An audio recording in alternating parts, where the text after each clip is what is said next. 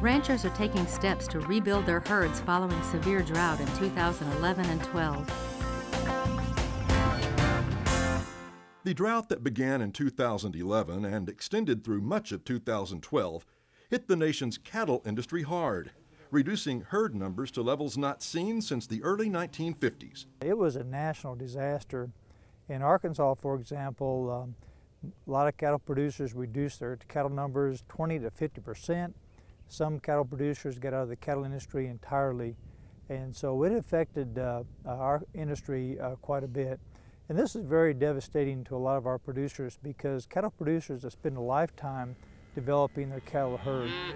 16 out of the last 18 years, cattle numbers have dropped in the United States. This has never been seen before.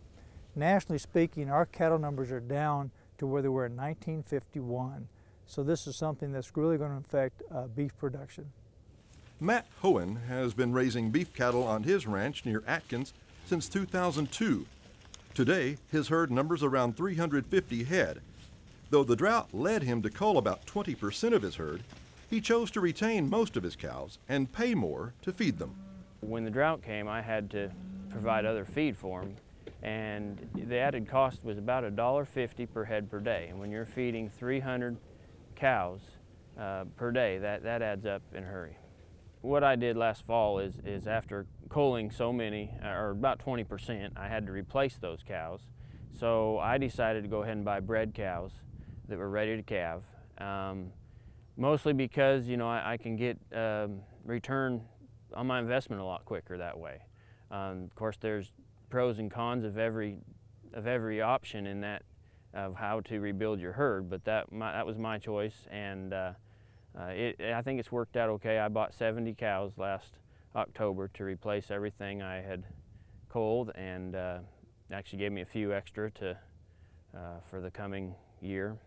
Another way to rebuild a herd is for ranchers to retain and breed their own heifers. The advantage of that is they keep their own heifers, they know what they have, they know the genetics, they know what cows they came from. It's kind of a closed herd. They don't introduce possibly some disease situation. The downside to that is it takes a long time to produce a calf from a retained heifer program. After the drought abated, rainfall returned to normal levels last year, and herd numbers are rebounding as a result.